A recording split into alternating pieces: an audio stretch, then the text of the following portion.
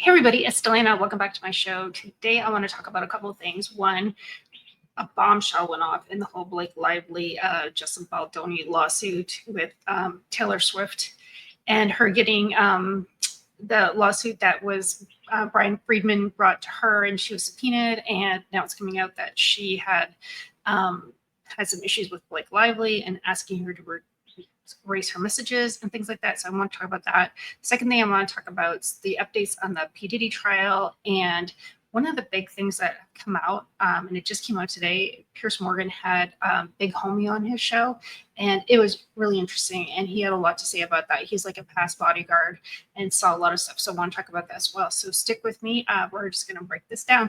Please like, subscribe, share to my channel. I really appreciate it. It really helps support the channel. Like I said, I really appreciate it. Leave your comments, and let's get into it. So the first thing I want to talk about is Blake Lively had, like, she apparently, this is from Bryan Freedman, but Bryan Freedman had sent a letter to a judge in kind of the reason why he was subpoenaing Taylor Swift. So it's come out that Blake Lively, and apparently, and this just happened today because he has a sworn affidavit. So this shit is getting real. So he has a sworn affidavit, Bryan Freedman, that that said that he knows someone close to Taylor Swift, that this was true, that she had asked Taylor Swift to, one, erase her messages earlier on, and two, that she wanted Taylor Swift to make a statement publicly about supporting Blake Lively. And if she did not do that, that she would leak some of the messages that they've shared over the past 10 years. Like, what an absolutely shitty thing to do. Like, it's unbelievable. Talk about showing your spots like this. Blake Lively, it's unbelievable that the lengths that she's going through, and she could have just fell on her sword somebody like a year ago. But it just more and more shit's coming out. And I think it was last night she was shown out with Salma Hayek, and they're just acting like nothing's going on, which is crazy. But what I think is the biggest tell is, with all the lawyers that Taylor Swift has, how is she not coming out and say none of this is true? So if she does not come out in the next couple of days to claim that none of this is true, that's going to tell a lot. That's a real tell right there. She would be denying this to the nth degree, but a few things have happened.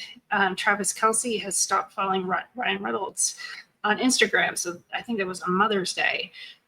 So there's just a lot that's just these tell signs that they're not backing them at all. I think with the whole dragon thing that Blake Lively, it's just, she's kind of using her as like, she's my friend and she's got the power. So I'm going to bring her along with me and we're going to fight you like the dragons, like Khaleesi, which is absolutely ridiculous. Like, you want your friend to support you, but you don't need your friends to fight for you. You don't need to use your best friend who might be famous, perhaps some power. You don't want her to use your power. You want your best friend who has power to empower you, for you to be stronger. And that would be supporting your friend, which Taylor Swift is definitely not. When Keisha had the problem with her music manager and she had all these legal bills and she was fighting the sexual harassment, Taylor Swift donated $250,000 towards her legal fees and very publicly supported her financially, with pictures of them together. They were never friends before, came up with pictures of them together. She full-heartedly supported her. And now Blake Lively, who she's been friends with for 10 years, is godmother to some of her children. She is like radio silent. So that says a lot right there, that she is just backing away from this. And it also came out that the music producer, the one that was doing the music on the film, he was fired at the last minute, and they brought in some other guy that was working on Deadpool. So it just seems like they've been trying to control this movie from beginning to end, from this whole entire time. I just feel really bad for Justin Baldoni. I think he seems like such a really nice guy. He seems like an honest, nice guy that kind of cherishes women and seems to have a great relationship with his mom and his wife. I love what he posted on Instagram on Mother's Day. It was just such a beautiful picture. And I think that silence shows strength. The fact that he is just sitting back quietly in Hawaii, not having to prove anything. I think it was the first thing he posted on social media in a long time. And it was just such a nice, great, positive picture. Plus, he never turned off all his comments. So apparently all the comments, I didn't look at them, but all the comments were very positive and supportive. And I don't think Blake Lively can keep their comments unopened. And anybody that does anything with Blake Lively, they can't keep their comments open as well. They're just inundated. I think the public has spoken. And the fact that she's not just backtracking and falling on her sword at this point is just somewhat unbelievable to me. It's just crazy. And it just shows that the entitlement, I think that's why we're so concerned. I always think, like, why do we care? Why do we give a shit? I think because it's just the complete entitlement. It's the entitlement that, you know, oh, we're Hollywood stars and we have money and we're just going to squash this little Justin Baldoni like a bug, and we're just going to walk all over him, and we're going to take over this movie because we want to. And that's just bullshit. No one's into that anymore. Everybody, like, that's just straight up bullying. I think the world's had enough with bullying, and that is just bullying to me. And it's just, we're just fucking sick of it. We're sick of the whole Hollywood bullshit and entitlement. And we want nice guys like Justin Baldoni to persevere and to do well in life. I really hope at the end of all this that he shines and moves on with his life and becomes a very successful actor, producer, director. I think that if anything, it's made a name for him because no one really knew about him before. So now everybody in the world knows about him. And I think everyone, pretty much probably 9% of the population that knows him or is following this supports him. So good for him. I really hope this turns around somewhat in his favor, even though it was not a nice process to get to this point. But I think after this lawsuit is over, I think that I hope he has a really good career going forward. The second thing I want to talk about was the whole P. Diddy thing. I did a video the other day about his Cassie being on the stands. It was just horrible and just devastating to hear what she's gone through. Like I said, I talked about the trauma bond, and some of the things that came out even yesterday was that she was, and the defense is trying to say, well, she was into it. So there's lots of text messages on her side saying, yeah, I'm looking forward to it. I can't wait for this. I can't wait for the next freak off. I want to have your children. I want to have a baby with you. And again, and it's as much as it's hard to conceive, I really truly believe that's the trauma bond talking. It's the whole cycle of being in an abusive relationship. Sometimes when the going is good, it's really good, especially with narcissists. Like, the highs can be very high, and it can be like, and she was obviously in love with him. I think she was attracted to not only him and his personality, his success, but him as a person and just the vibe that he had with her. I think she loved the good vibe. She loved it when it was positive. It was just weighing out how much of the negative that she was going to put up with. So all those messages probably came when they were having a really good time. And like I said before, I had a friend that was kind of not in the exact same situation, but that kind of cycle. And I think at some point she thought her husband would just kind of get over it and move on. I think somewhere back in Cassie's mind, she probably thought, well, if we have a baby together, maybe this will stop and we can just kind of move on with all the good parts of our relationship. But as we all know, that will never happen. But one of the things I want to talk about was Piers Morgan had Big Homie on his show today. And he talked about how he tried to get to that interview twice. Once that an unmarked car, blacked out car, hit his car, couldn't get there. And I think that he said there's a lot of people that might go missing during this whole entire trial. So there is one sex worker that was supposed to testify, and they can't find him anywhere. And now Big Homie, he seems to be, well, he's Big Homie. So seems to feel safe and secure and has the strength to not go missing. But another thing I want to talk about is the Kim Porter. And Big Homie said, and I was always thinking this in the back of my head, that Kim Porter had pneumonia. She was 47 years old. She seemed like a very healthy woman. She's absolutely beautiful, gorgeous. They had 3 kids together. I think they were in a relationship for about 13 years. It ended about 2007. So it sounds kind of like when the whole relationship with Cassie started. But what seemed weird to me is that she died of pneumonia.